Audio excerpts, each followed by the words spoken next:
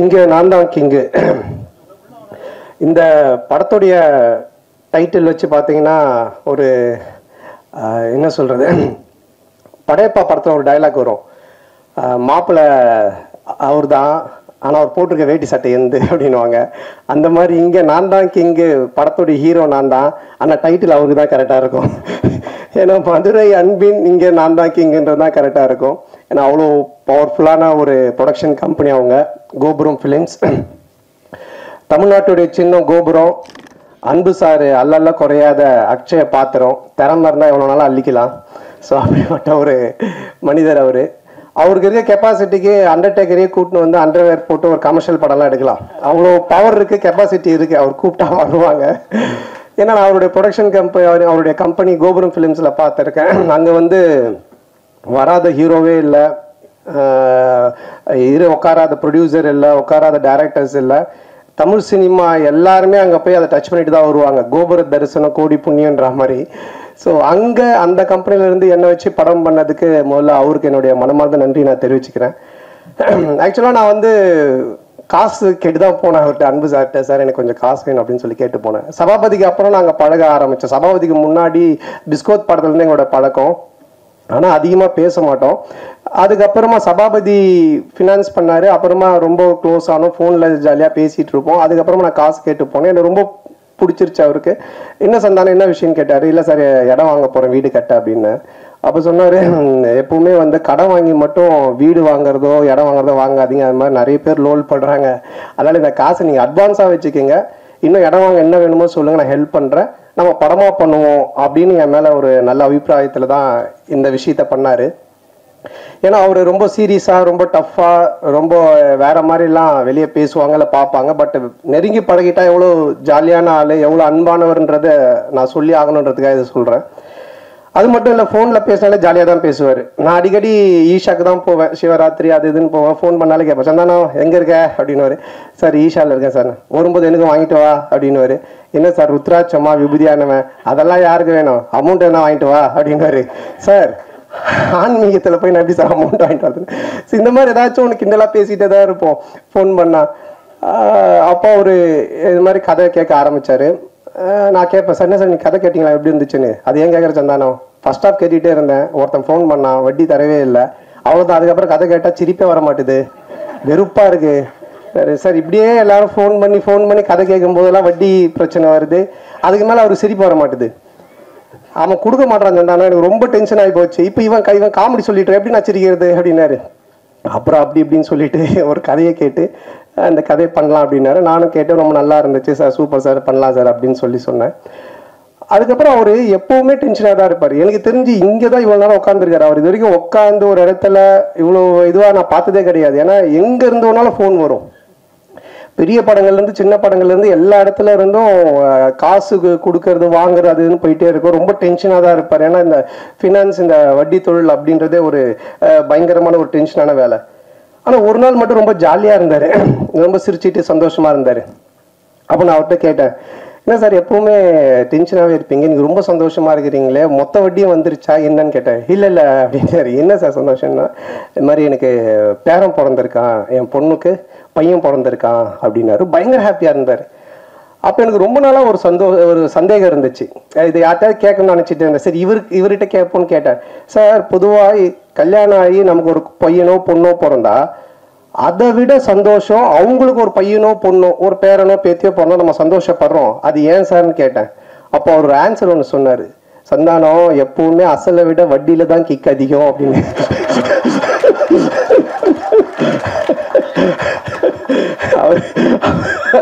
இந்த மாதிரி நிறைய போன்ல நாங்க பேசி பஞ்சஸ்.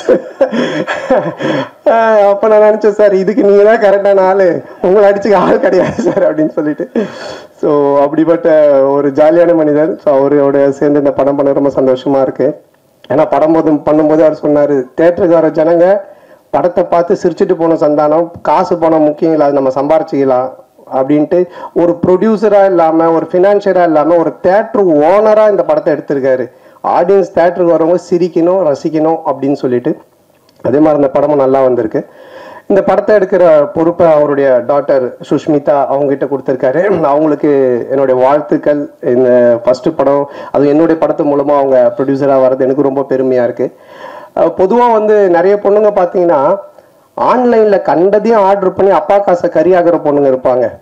ஆனால் சில பொண்ணுங்க அப்பா கொடுக்குற காசை சேர்த்து வச்சு பிரயோஜனமாக ஒன்று பண்ணுவாங்க. அதில் செகண்ட் கேட்டகரி தான் நம்ம ப்ரொடியூசர் சுஷ்மிதா. ரொம்ப பொறுப்பாக எங்கே செலவு பண்ணணும், எப்படி பண்ணணும், இதை எப்படி ப்ரொமோட் பண்ணணும், இந்த படத்தை எடுத்துகிட்டு போய் எப்படி சேர்க்கணும் அப்படின்றதுல ரொம்ப கவனமாக ரொம்ப டெடிகேஷனாக பண்ணுறாங்க. ஸோ அவங்க ஒரு மிகப்பெரிய ப்ரொடியூசர் லிஸ்ட்டில் வந்து கண்டிப்பாக நிற்பாங்க. ஸோ அவங்களுக்கு என்னுடைய நன்றி. அண்ட் தென் இந்த படத்தினுடைய மியூசிக் டைரக்டர் இமான் சார், அவரு என்ன மாதிரி தான் ஒரு ஆன்மீகவாதின்றதை விட ஒரு கடவுள் பக்தி உடையவர். எல்லாமே ஆண்டவர் ஆண்டவர் தான் சொல்லிட்டு இருப்பாரு. எப்படி ஒரு சாப்பாட்டுக்கு சால்ட்டு முக்கியமோ அது மாதிரி ஒரு படத்துக்கு சாங் ரொம்ப முக்கியம். அந்த சாங் ஹிட்டுனாலே அது ஒரு 60% ஹிட்டான ஃபிலிம் அப்படின்ற ஒரு லிஸ்ட்டில் போய் ஏறிடும். அதுலேயும் அந்த ஆல்பமே ஹிட்டுனா ஒரு 80% அந்த படம் ஹிட்டு அப்படின்ற மாதிரி தான்.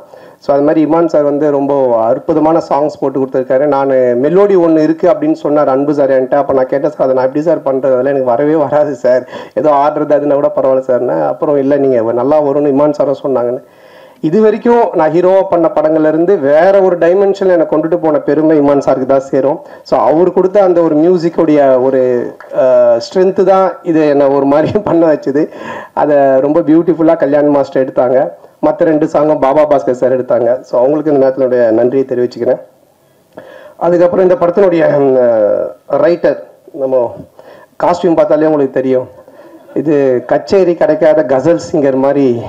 அதாவது அவர் ரைட்டர்னு தெரியணுன்றதுக்காக இதை எடுத்து தச்சு போட்டுட்டு அவர் பேசிட்டே இருக்கும்போது அன்பு சார் சொன்னார், ரொம்ப லென்த்தாக போகுது, ஜிப்பா பிடிச்சி இழியன் சந்தானம் அப்படின்னாரு. இல்லை சார் முடிச்சுட்டு, இல்லை இவர் பேசுகிற காமெடி மாதிரியே படம் இருக்குன்னு நினச்சிட போகிறாங்கன்னாரு.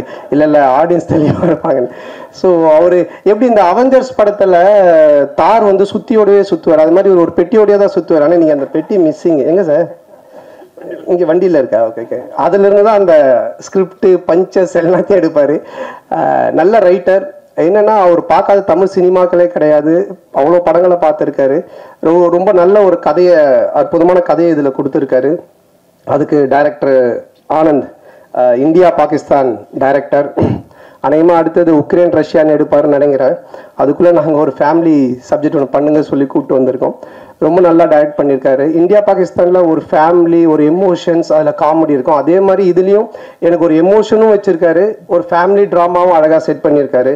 அப்புறம் டிஓபி அவருடைய பிரதர் ஓம், அண்ணனும் தம்பியும் சேர்ந்து அவ்வளோ அற்புதமாக சினிமா ஃபோட்டோகிராஃபி பண்ணியிருக்காங்க. ஸோ அவருக்கு என்னுடைய வாழ்த்துக்கள். அதுக்கப்புறம் ஆல் டெக்னீஷியன்ஸ், இதில் நடித்த இதில் பண்ண டான்ஸ் மாஸ்டர், ஃபைட் மாஸ்டர், எல்லா technicians, writers, lyric writers, editor எல்லாருக்குமே சேர்த்து மொத்தமாக என்னுடைய நன்றியை தெரிவிச்சுக்கிறேன். ஏன்னா ஆல்ரெடி ரொம்ப லென்த்தாக போயிட்டுருக்கு.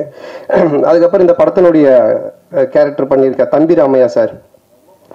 தம்பி ராமையா சார் மாதிரி ஒரு இன்டெலிஜென்ட்டான காமெடின்னு நீங்கள் பார்க்கவே முடியாது. நான் வந்து ஒரு குறிப்பிட்ட சில காமெடியன்ஸ் மட்டும்தான் சொல்லுவேன். ரொம்ப புக்ஸ் படிப்பாங்க, ரொம்ப இன்டெலிஜென்ட்டாக இருப்பாங்க, அவங்களுக்கு எல்லாமே தெரியும். ஆனால் படத்தில் கோமாளித்தனமாக ஒன்று பண்ணுவாங்க.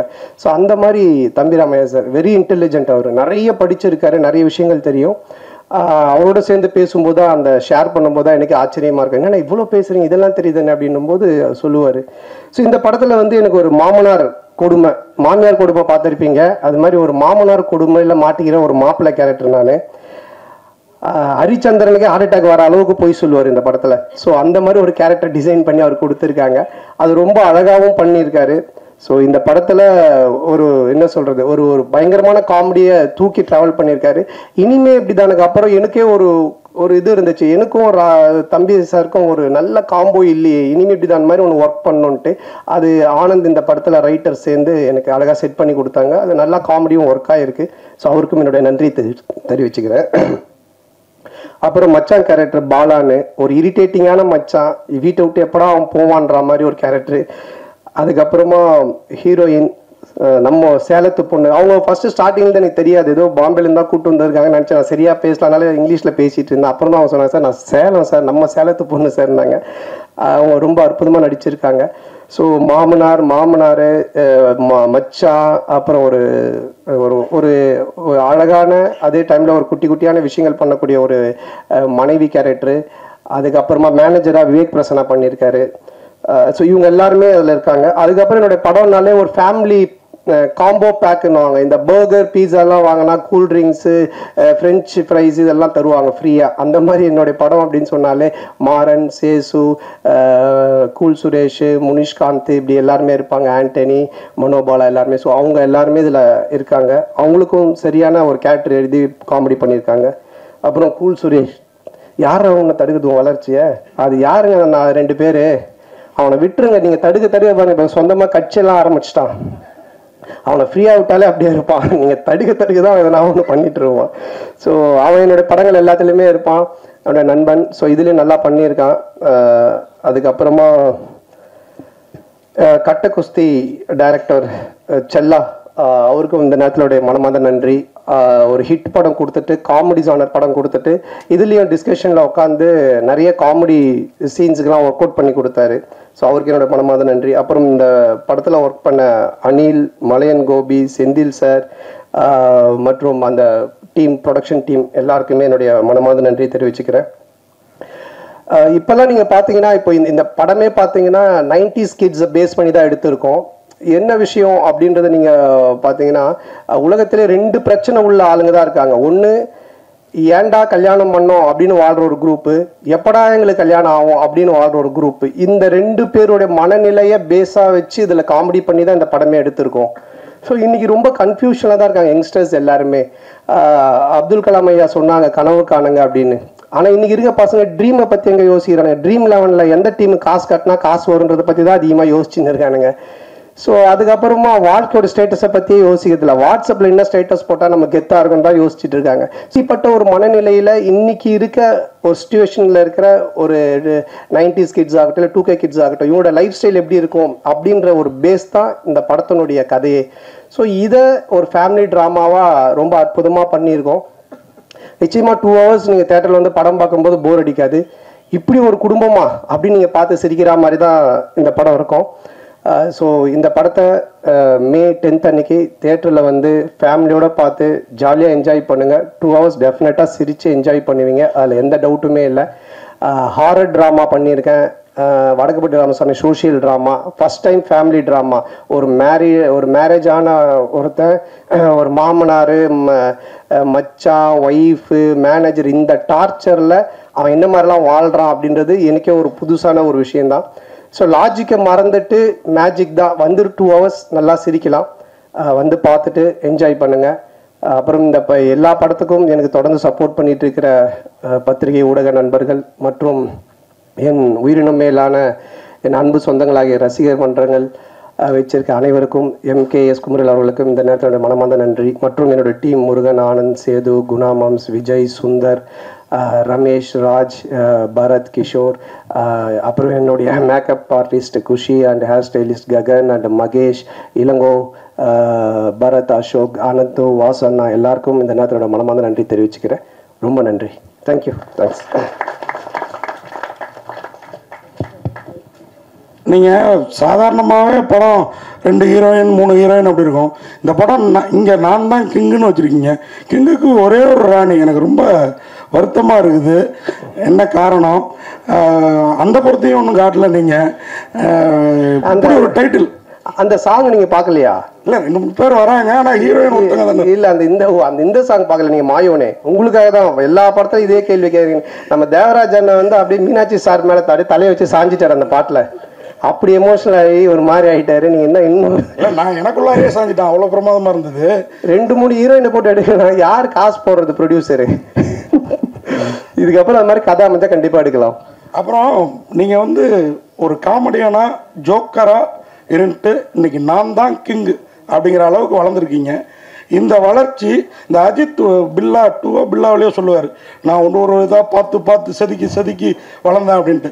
அந்த மாதிரி நீங்களாக வளர்ந்ததா இல்லை உங்கள் டீம்? ஏன்னா அது உங்கள் டீமில் இந்த மாறன், சேசு எல்லாரும் ரொம்ப ஃபேமஸாக இந்த கதை தயாரிக்கிறது, காமெடிகள் சீன்ஸ்லாம், அதை எப்படி இல்லை? எல்லாருமே தான். நம்ம ஒரு விஷயம் எதை பற்றி பேசினாலுமே, இப்போ நீங்கள் ஒரு ராமாயணம் எடுத்துக்கிட்டா கூட ராமர் அப்படின்றவரை நம்ம பயங்கரமா பார்க்குறோன்னா அதுல சுத்தி இருக்கிற ஹனுமன், விபீஷணன் எல்லா கேரக்டருமே அந்த ராமர் அப்படி போர்ட்ரேட் பண்ணுவாங்க. அந்த மாதிரி ஒரு லைஃப்ல யார் முன்னுக்கு வந்தாலுமே அவங்கள சுத்தி இருக்கிறவங்க எல்லாருமே சப்போர்ட் பண்ணி அவங்க மனசார அதை வாழ்த்தி அவங்க சப்போர்ட் பண்ணா மட்டும்தான் அந்த கேரக்டர் ஜெயிக்க முடியும். அதனால என்னால் மட்டுமே கிடையாது, என்னுடைய டீம் ப்ளஸ் என்னுடைய ப்ரொடியூசர்ஸ், டைரக்டர்ஸ் எல்லாருக்குமே அது போய் சேரும்.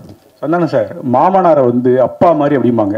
இந்த படத்தில் நீங்கள் அவன் இவன் காட்டு மிராண்டி ஏதோ பேட் ஸ்மெல் அப்படிலாம் கலாச்சிருக்கீங்களே, இந்த மாதிரிலாம் கலாச்சா வீட்டிலலாம் எவ்வளோ இதாக இருக்கும்?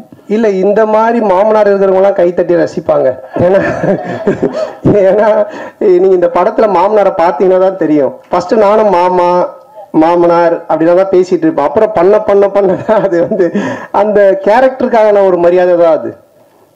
சார் அண்ணா, நான் தான் கிங்கு சினிமாவில் இருக்கிறவங்களுக்காக சொல்கிறீங்களா இல்லை ஃப்யூச்சரில் அரசியலுக்கு வர போகிறீங்களா? அதை ஒட்டி இந்த டைட்டிலில் வந்துட்டு நீங்கள் ஓகே பண்ணீங்களா? இது எப்படி பதில் சொன்னாலும் மாட்டிக்கிற மாதிரி தான் இருக்கும். அரசியல் வர சொன்னாலும் தப்பாக தான் இருக்கும், சினிமா சொல்கிறோம். இப்போ அது ஒரு ஹிட்டான ஒரு டைலாக், அது ரஜினி சார் சொல்லி ஹிட்டான டைலாக்கு. அது அன்பு சார் வந்து இது நல்லா இருக்கு, அதுவும் இந்த கதை மூலமாக கடைசியில் அந்த ஹீரோ பண்ணுற விஷயம் நல்லா இருக்குன்றதுக்காக வச்சது. மற்றபடி இது மற்ற பொது சினிமாவுக்காகவோ இல்லை அரசியலுக்காகலாம் கிடையாதுண்ணே.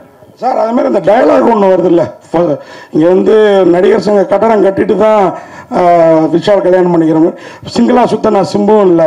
இது வேற அதே மாதிரி இந்த நெட்ஃப்ளிக்ஸில் இவ்வளோ பிரமாதமாக கல்யாணம் பண்ணுவீங்கன்னா நெட்ஃப்ளிக்ஸில் போட்டுடலாமே அப்படின்னு. இது எல்லாமே இங்கே இருக்கிறவங்கள நீங்கள் தாக்குறோம். இதை வேற யாராவது பண்ணால் வருத்தம் ஏற்படும். நீங்கள் பண்ணால் நாங்களும் ரசிக்கிறோம், சம்மந்தப்பட்ட அவங்களும் ரசிக்கிறோம். இது இப்படி ரசனையாக இருக்குங்கிறத எப்படி யோசிக்கிறீங்க? அதான் அது ரசனையாக இருக்குது, இது ஏன் பிரச்சனை ஆகக்கூடாதுன்னு இதை கேட்டு இருக்கிறீங்க.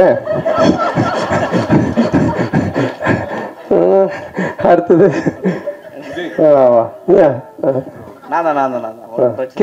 ஏன்னா ஆக்சுவலாக இப்போ வந்து சேஷன் வந்து இதுவாயிட்டாங்க, காலமாயிட்டாங்க. இன்னொரு நண்பர் இந்த படத்துலேயே ஆண்டனியும் ஹாஸ்பிட்டலில் தான் இருக்காங்க. ஸோ நான் விசாரிக்கும் போது பார்த்தீங்கன்னா சந்தானம் வந்து நண்பர்களுக்கு காசு கொடுக்கல, அதனால தான் அந்த உயிரிழப்பு ஏற்பட்டது அப்படின்னு சொன்னாங்க. சரி டேரெக்டாக நம்ம களத்துக்கு போவோம் அப்படின்னு சொல்லிட்டு ஆண்டனி கிட்ட மருத்துவமனைக்கு போகும்போது சந்தானம் தான் ஃபுல்லாக எனக்கு வந்து மருத்துவமனையில் காசு கட்டிட்டு இருக்காரு அப்படின்னு சொல்கிறாங்க. ஏன் உங்களை வந்து பின்னுக்கு தள்ளிக்கிட்டே இருக்கிறாங்க? எதனால் இது வருது உங்களுக்கு தெரியல. அது சில பேர் இப்போ எல்லாருமே என்னை ரசித்து எல்லாருமே நல்லா இருக்குன்னு சொல்லி பேசிட்டு அப்புறம் நானே கடவுளாக மாறிடுவேனே, அதனால் பிடிக்கல, அது தப்பாக சொல்கிறதுக்கும் சில ஆட்கள் இருப்பாங்க. அதை பற்றி நம்ம பெருசு பண்ணிக்க தேவையில்லை. நமக்கு பிடிச்சவங்களுக்காக நம்ம பண்ணுவோம், அவ்வளோதான். இப்போ படம் பார்க்கும்போது வந்து இவன் பண்ண காமெடி நான் சிரிக்கவே மாட்டேன்னு உட்காரத்துக்கும் சில பேர் இருப்பாங்க. அவங்களுக்காக நம்ம வந்து கஷ்டப்பட தேவையில்லை, நம்மளை ரசிக்கிறவங்களுக்காக பண்ணோம், அவ்வளோதான். நம்ம பண்ணுற விஷயம் இப்போ உங்களை மாதிரி சில பேருக்கு தெரிஞ்சு அது நல்ல முறையில் போய் ரீச் ஆகுது, அவ்வளோதான்.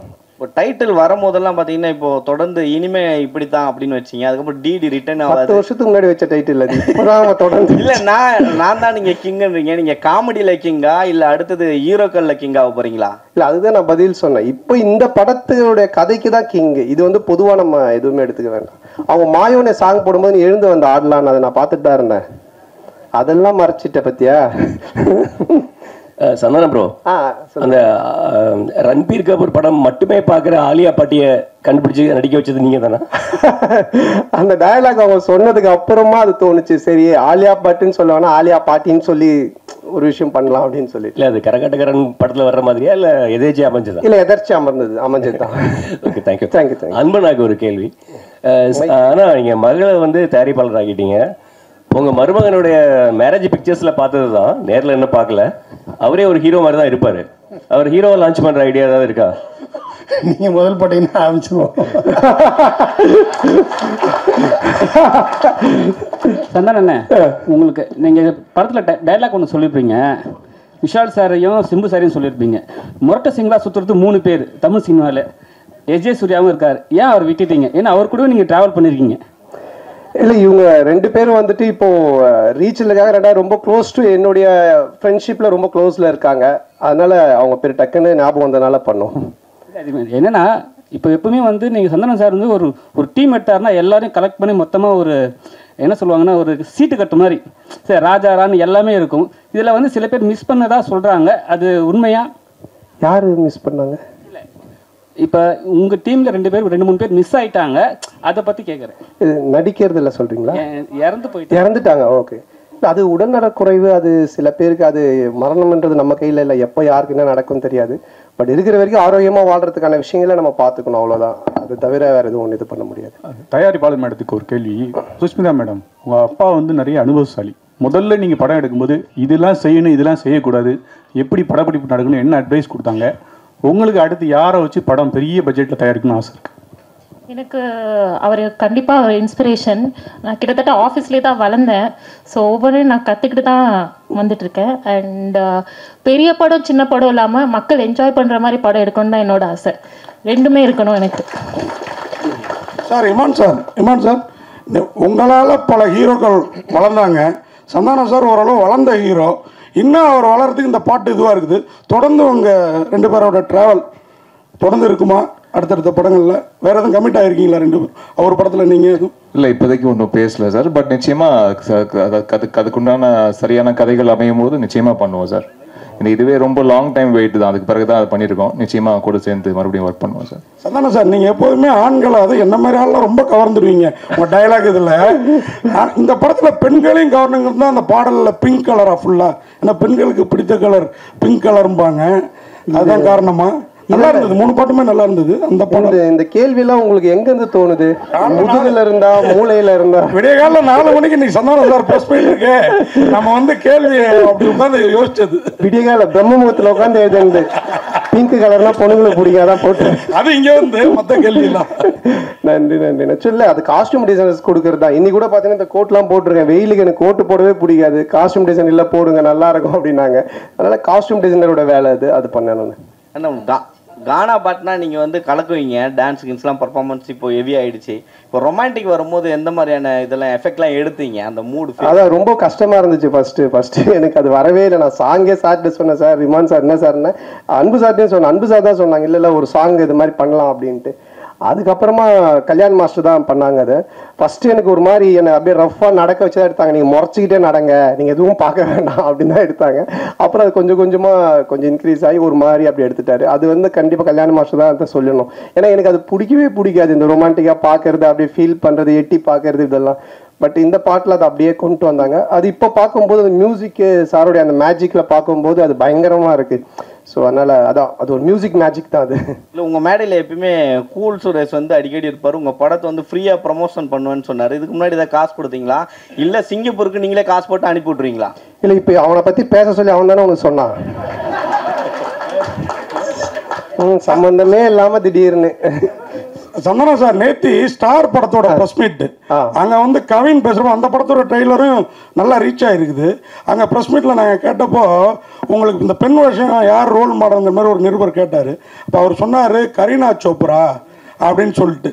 நீங்கள் ஆனால் அதுக்கப்புறம் பெண் வேஷமே போடல. எனக்கு தெரிஞ்சு ஆனழகன் பிரசாந்துக்கு அப்புறம் அந்த கரீனா சோப்ரா பெண் நிறைய பேர் பெண் வேடம் கேட்டு நம்ம ஹீரோக்கள் எல்லாம் போட்டு ரொம்ப ரீச் ஆனது.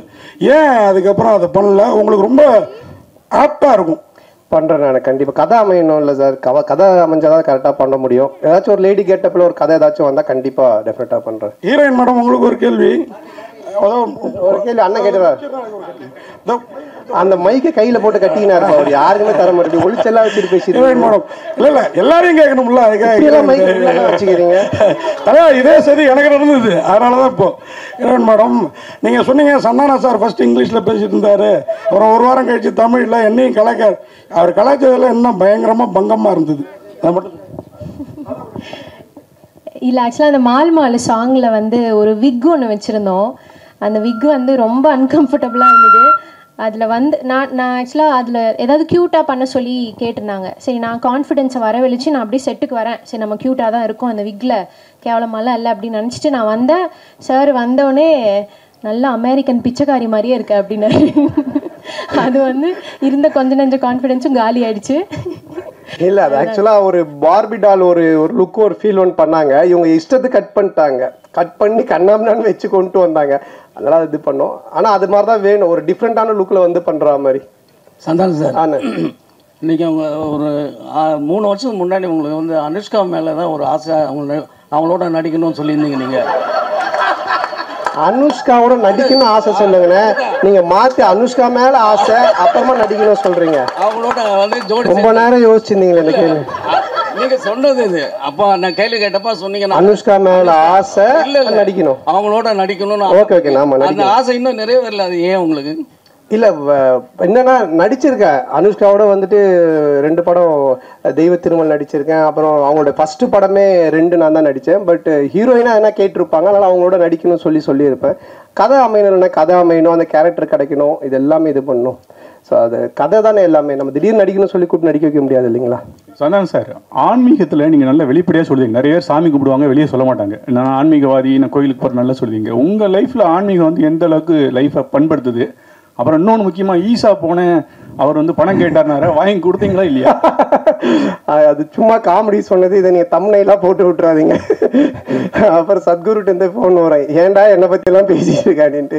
இல்லை அது வந்து ஆன்மீகம் வந்து எப்போவுமே ஒரு என்ன சொல்கிறது, ஒரு பேஸ் வேணும் நமக்கு. ஒரு ஒழுக்கத்துக்காகட்டும், இல்லை நம்ம செய்கிற வேலையில் ஒரு டெடிக்கேஷனாக இருக்கிறதுக்காகட்டும், எதுவாக இருந்தாலுமே.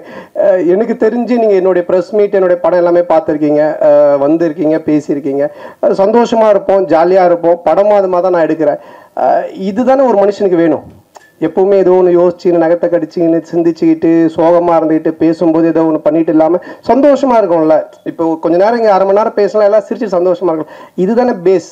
அது வந்து எனக்கு ஆன்மீகத்தில் நல்லா கிடைக்குதுன்னு தான் தோணுச்சு. அதனால் அதை நான் சொல்லிட்டு இருக்கேன். நான் ஆன்மீகவாதி, கடவுள் கும்பிட்றவன் அப்படின்ட்டு. சார், நான் தான் கிங்கு அப்படின்னு சொல்கிறப்ப நான் தான் கிங்குன்னு ஃபீல் ஆகுது. ஆக்சுவலாக நீங்கள் தான் கிங்கு, நீ தான் கிங்குன்னு டைட்டில் இருந்தால் உங்களை சொல்கிற மாதிரி இருக்கும். இப்போ நான் தான் கிங்குன்றப்ப எல்லாருக்கும் அவங்கவுங்க சொல்கிறப்ப அவங்கவுங்க இப்படி ஒரு பரோபகாரமான எண்ணம், அதான் எல்லாருக்குமான எண்ணம்.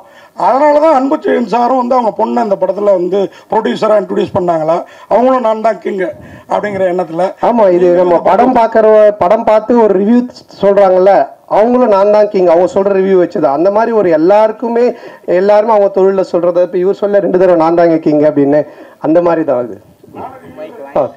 வாங்கிட்டீங்களா? ஆமாம், மைக்கு கீழே ஒழிச்சு வச்சு வாங்கிட்டீங்க. நன்றியா, முடிஞ்சிச்சா? அனைவருக்கும் நன்றி, வணக்கம்.